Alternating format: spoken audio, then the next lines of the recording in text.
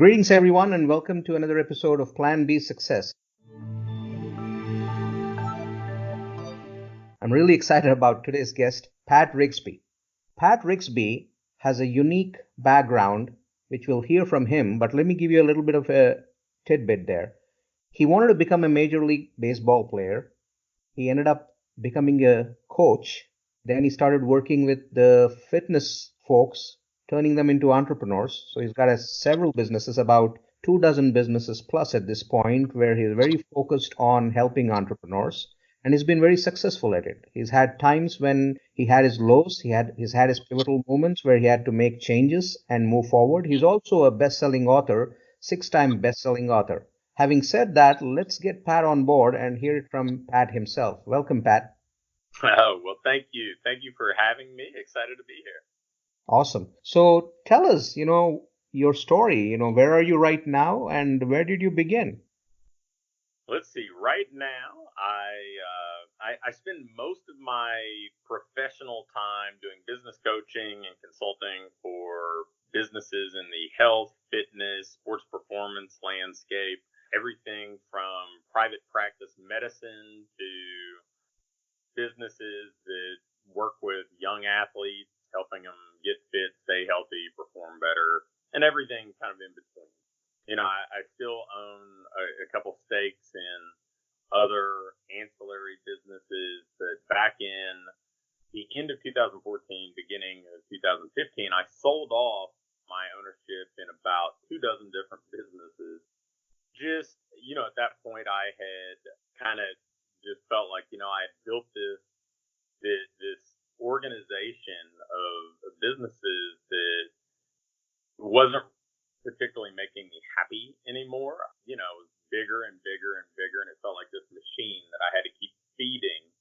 And so I said, if I can build something of this magnitude, I can certainly start over and build something a little bit more precisely aligned with my vision, my values, my goals. So that's where I am today. Now, gosh, how did I arrive at this point, or where did I begin? I was, as you mentioned, a college baseball coach for basically the first 8 or 9 years of my professional life. In addition to that, I coached strength conditioning. I taught at the university and did a bunch of other things in a university setting. And during that time, I kind of figured out that I'm just not cut out to be an employee. I'm not one who enjoys bureaucracy much or tolerates it very well, I guess. I wanted to be more in control of my own destiny. So back in 2004, started my first business, really taking kind of what I knew, the training, the physical fitness, sports performance stuff, and built actually a pretty successful business in a small town in Kentucky, about an hour south of where I live now. Built it up in a little over a year to over 400 clients in an era where if you would have had 50 clients, you would have probably been successful. So it, did that well, started the second one, had similar results. And so at that point, people started to come to me and ask me, well, how did you do this? How could you help me have this kind of growth or success in my own business? And so started some consulting and really started to see the opportunity online on how I could reach people out of my kind of own geographic region.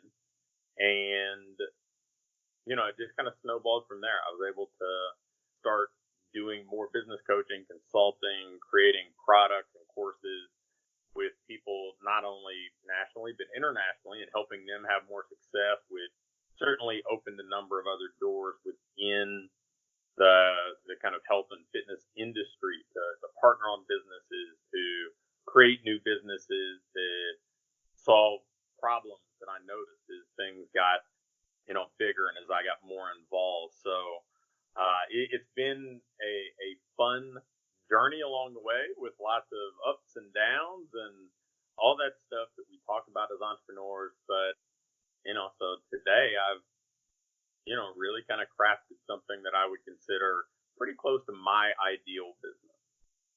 Awesome. So let me ask you this. So when you actually started, you never had a business background to begin with, right? So you Right. acknowledged that you wanted to become a player. Then you transformed into the next best thing, which was to become a coach. Yeah. You started with your first business, the 400 people that we just talked about. What were you doing in that business? What skill set, what background of yours, what experience really helped you launch it and succeed? It's a wonderful question because I really tend to try to draw from my own previous experiences. I don't, I knew I didn't know business, but what I did know was in the college baseball environment I had been in, so much about college sports is about recruiting. And recruiting is very similar to selling and marketing and all that Mm-hmm. stuff that is the lifeblood of business. So, you know, I I took all my experiences from recruiting athletes and recruiting not just the athlete, but their family, getting them to know, like, and trust me and bringing people into our program. I took my experience as a coach and those leadership characteristics and the ability, in coaching, so much of what you're doing is trying to help people reach their potential, trying to set people up to succeed, whether it's the players that play for you or the assistant coaches that coach under your umbrella. And so I just looked at ways that I could adapt that to this environment, not only with the clients of the business, but also with my employees. And, yeah, I didn't really have a great deal of background when it came to things like finance, that sort of thing. But the rest of it translated pretty well because at the end of the day, I mean, people are people. And so, the things that I was doing as a coach to initially connect with people, to follow up with them and build relationships, and ultimately, get plenty of people that, I wanted to bring into the program to come on and become part of what we do and come be a student and an athlete at the university.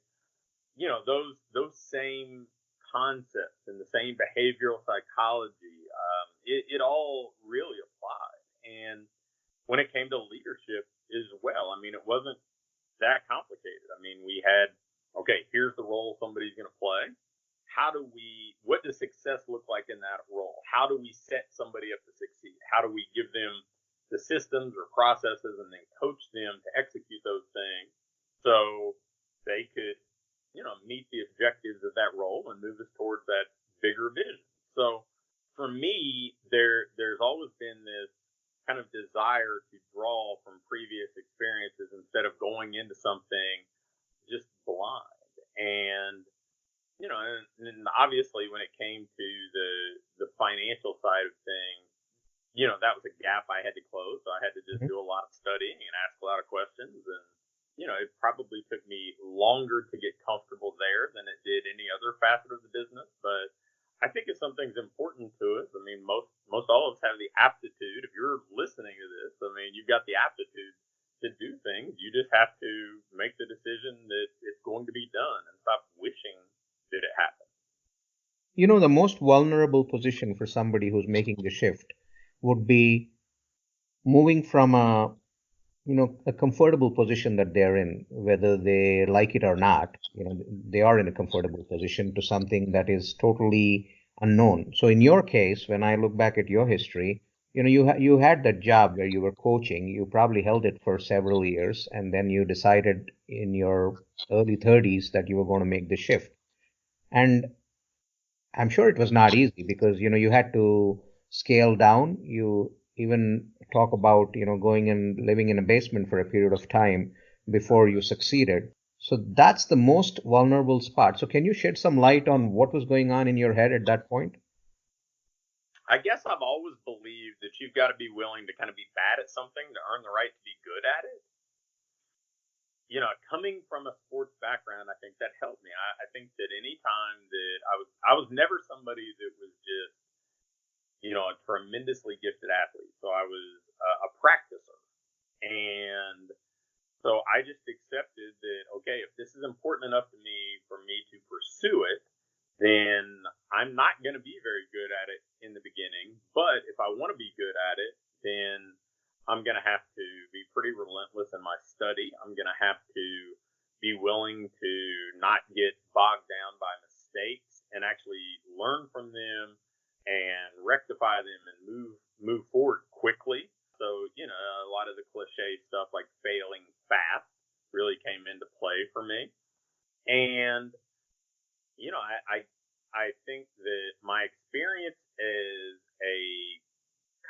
baseball coach. I mean, I don't really know how many of the listeners, are fans of college sports. But the reason I got the job that I got, I was 23 years old, so I was the youngest college baseball coach in the country at the time. The reason I got the job is because it wasn't a very good job. And so, I was taking over a program that had never had a winning season. I was taking over a program that was, from a budgetary standpoint, amongst the lowest in the division it was competing. So it was really not a desirable position. And to be honest, it was one that I think most of the expectation was that I would struggle and that I would fail as a coach there because the resources just weren't very good. My experience was very limited. But somehow we were able to enjoy a winning by the slightest of margins. A couple more games we won than we lost the first year. And then the second year was better. And the third year was one where we finally became like nationally known a little bit. And by the fifth year, we were competing in the College World Series in that division and finishing fifth, which was the best finish to date of any school from the state of Ohio, where I was from.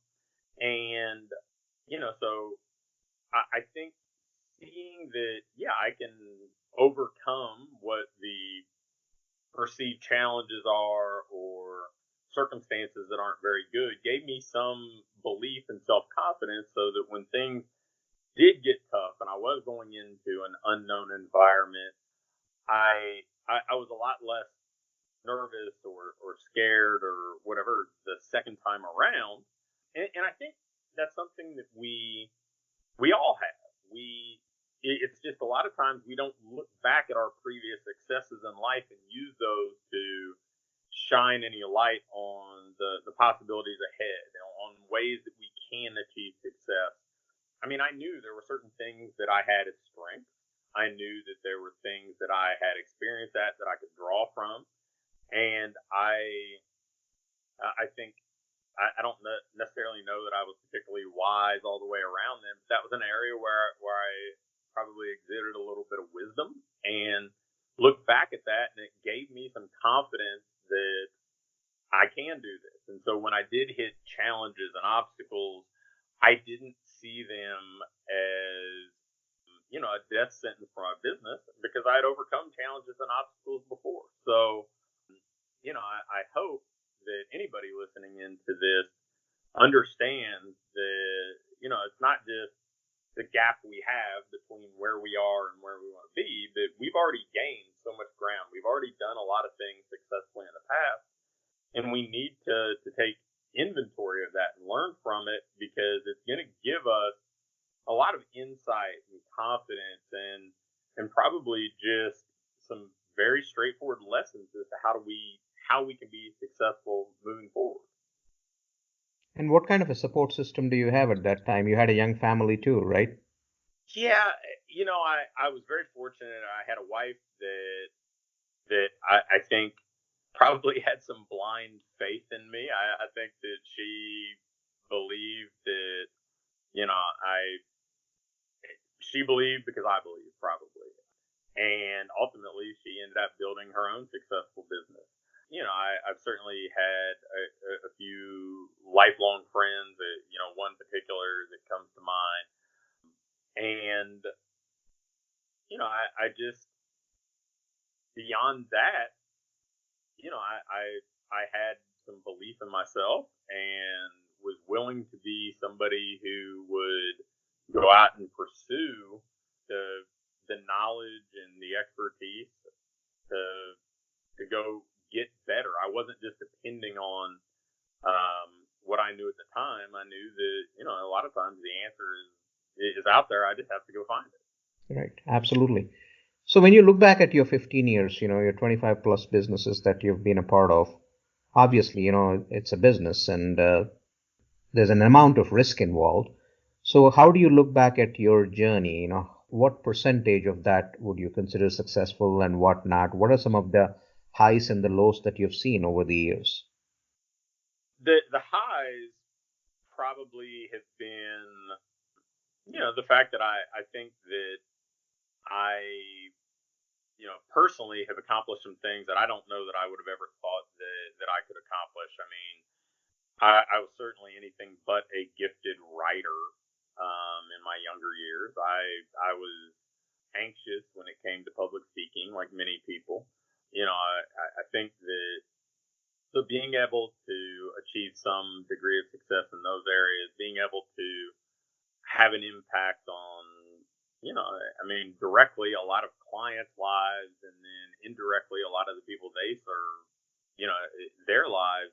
I think that's been probably one of the biggest victories in my mind. And then, just under my own roof, I think trying to be a good example for my kids, in that, all too often I think people are conditioned to believe that professional success and kind of personal happiness are mutually exclusive things. Like, you have to concede one to have the other. And I think that, I've worked really hard to make them understand that they don't have to be mutually exclusive. That you can build a business that allows you to have a life, and you can have a life without limiting your impact on the world outside your house. Mm-hmm. Um, so, not that I really have any concern if my kids follow any path that I've taken tactically, but just knowing that they can kind of do what they want to do if it's important to them and they're willing to pursue it avidly.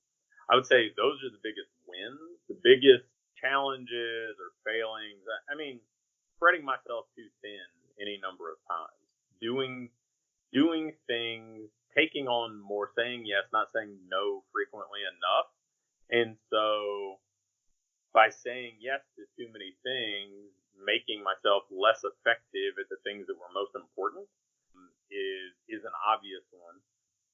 You know, the the the times that I would spend struggling with an area I didn't have confidence in myself, instead of just focusing on, okay, how do I gain confidence? How do I get this right?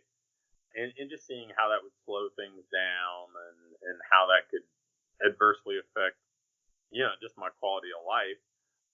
And then, admittedly, probably occasionally tolerating some things in business that later I learned I just didn't have to tolerate. I mean, working with the wrong people, be it collaborators or clients that didn't share the same values, didn't, but thinking, okay, I have to do this in order to build a business, and later learning that no, you don't. So I would say that's kind of the balancing act. I mean, sure, there have been businesses that didn't work out the way that I wanted. That to me has been less concerning, because the overall result from an impact and a financial standpoint has exceeded anything I could have ever dreamed of. So I think a lot of that's just a learning experience. But they're things I shared are definitely the things that I look back and see those as some failures along the way. All right. So, you're a six-time best-selling author. Can you talk about your books? Yeah, I came to the writing thing in a very kind of backwards way. I've always been an avid reader, and I've always admired people who are great authors, and I'm anything but. I'm a consistent writer, if nothing else. I started writing a memo to our staff to just try to convey thoughts in a way that, I could take some time and edit them and articulate them in the way that I wanted, and I could assemble them in some sort of fashion and reuse them over time and create something of an asset that would be valuable to a new team member down the line, even if they weren't around when I originally wrote it. And so over time, I just got in this habit of writing daily. And so, now we are a couple months away from me writing a daily email newsletter now to our fitness industry and health industry clients and readers, without missing a day for that 15 years. And, so the books have largely been an extension of that. It's been me just saying, okay, I want to share this with somebody in a way that they can consume independent of a scheduled meeting with me or attending an event or something like that, and do it on their terms. If there's somebody who just wants to kind of skim here and there, if there's somebody who sits down and reads a book cover to cover, I certainly wanted to have some sort of tools that could easily be shared and consumed without me having to be present by time or place. And so that was the motivation. The first one, gosh, was about 9 years ago, and it was by far the hardest. Like for anybody, right? The idea of writing a book is scary, and the idea of finishing a book may be even scarier because you have to put this thing out to the world, and once it's out, it's there. And so I go back and look at it now, and I kind of cringe a little bit, but it still to this day brings me in new prospects and new clients occasionally. So it's a wonderful introduction to a relationship with people that I might be able to help. And so over time, I would come up with an idea of, okay, I want to craft this next book. And most of them are written in kind of an essay format where, because they're just from a personal preference standpoint, I enjoy those types of books that I could just open up and derive some benefit from. I don't have to start at the beginning and go all the way through. A couple years ago, though, I guess it's been closer to 3 or 4 years ago now, I started to write a book called The Ideal Business Formula, which was just kind of documenting that evolution of my career and, put it to where I am now, how somebody can craft a business that allows them to have the income, the impact, and the lifestyle they want rather than, one or two at the expense of the other. And so that was actually the first book that I wrote that followed kind of that, what my son, a third grader, would call a chapter book. Mm-hmm.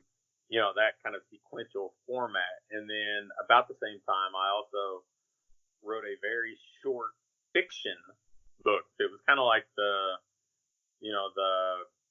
I guess, story type format that would see with the things like how, who moved my cheese or whatever else, just because I knew nobody had done that in the industry that I'm in. And so I thought, well, I'll give this a shot. And I wouldn't tell anybody I did a great job with it, but it was fun to accomplish. And, writing a book is probably easier now than it's ever been, right? We have the ability to self-publish and have a great platform with things like Amazon if we choose. There are there's plenty of access to great editors and, people who can format a book and everything else that maybe we didn't have 20 years ago. So yeah, the book side of what I've done has been probably a passion project that's actually driven business maybe more than I could have ever hoped. Sure. So what would we advise, up and comers in terms of the ones that are looking to build a business, especially in today's realm of social media and traffic and all of that? What would you advise in terms of growth plans? Well, the first thing I think is figuring out what problem you can solve and who you can solve it for. Because that's really what all businesses are, right? They're solving problems. And if you can figure out who specifically has this problem and how you can solve it in a better fashion than it's currently being solved, whether that is you're actually providing a more effective solution, you can solve the problem in a more cost-effective fashion, or maybe a more convenient fashion, or maybe even a more customized way than it's being solved currently, then that's the first thing, right?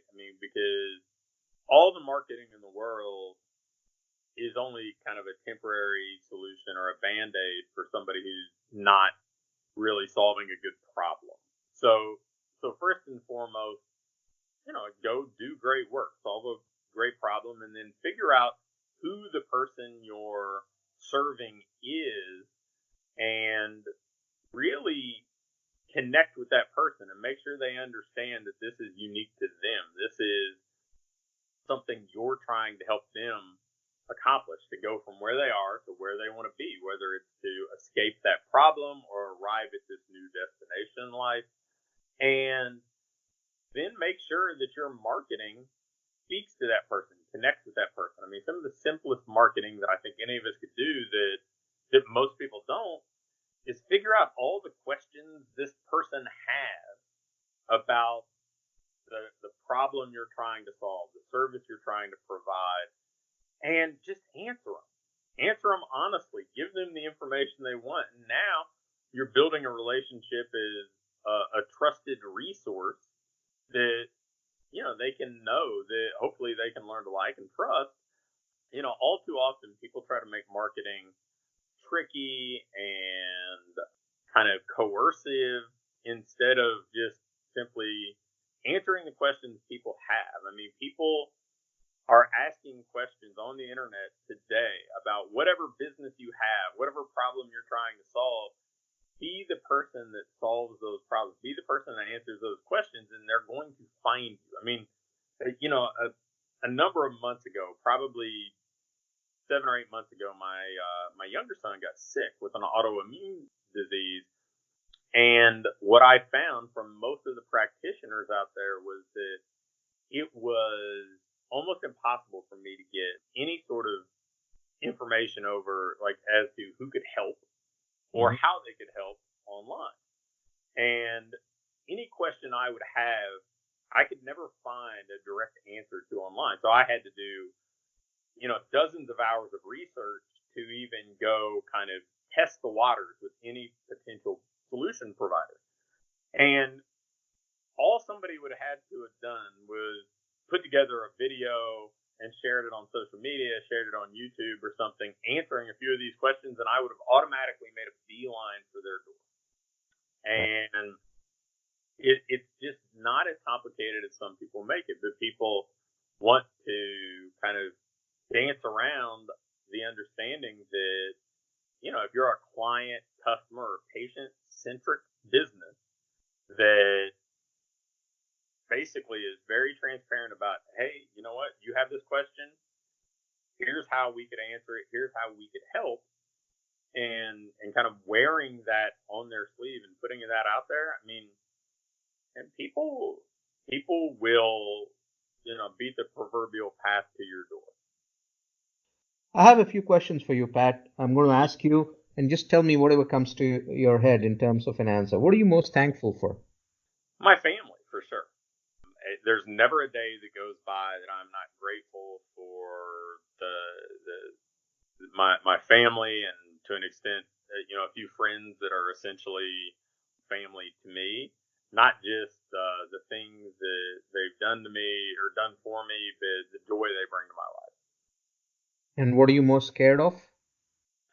Not being as good for the people that are important in my life, whether it's family or friends or the people that I serve, as I would like to be.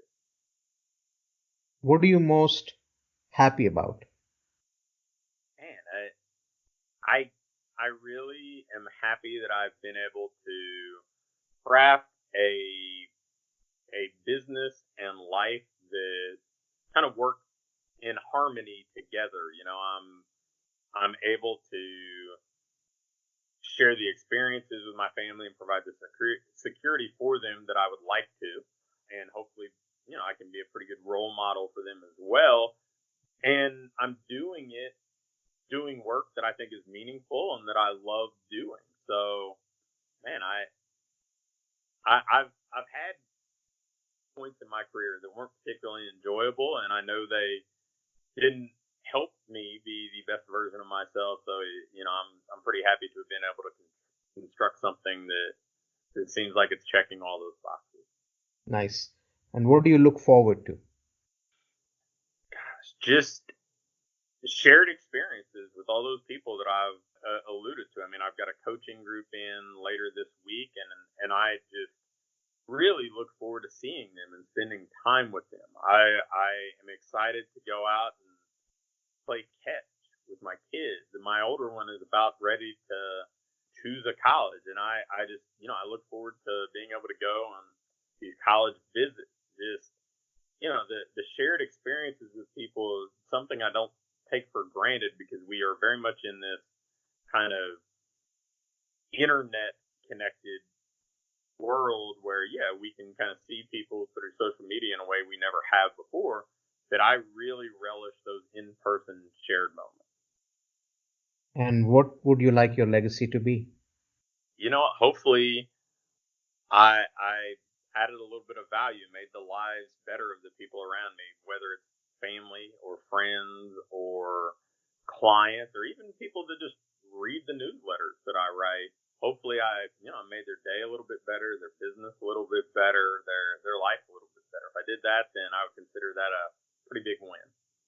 That's great. This has been awesome, Pat.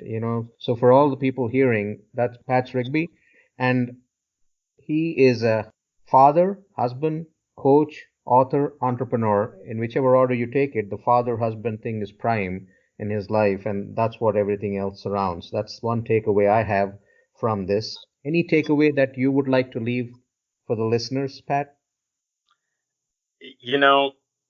I think that we can probably accomplish not just more than we think, but we can accomplish even better than we think. So don't settle. I've spent a lot of my life kind of following that kind of mindset or mantra, if you will, and it's come back to serve me and reward me in so many ways, and hopefully for anybody listening in, you can do some pretty amazing things if you just kind of allow yourself the belief and the commit to doing it. So I would say that'd be it. Awesome. And all the programs, all the coaching programs that Pat has, everything that Pat does are under patrigsby.com. I'll add that to the show notes as well. Thank you so much for joining us today, Pat. It's been a pleasure listening to you and learning from you. Well, thank you for having me. It's been my pleasure as well. Thank you. Hey, I hope you liked that episode. By the way, I did want to tell you about my website, rajivmudumba.com. That's launched. And under that, under courses, there's a particular mastermind course I just started. It's called Plan B Success Reveal, which will help you see your authentic self. It'll teach you how to break down the walls, how to melt the layers around you, to reveal the true you to yourself and the world, to ensure that you attract the success that you deserve. Go ahead and check it out under courses on the website, and if that intrigues you, do sign up, and I'll catch you on the other side when we get together for the course. Thank you very much.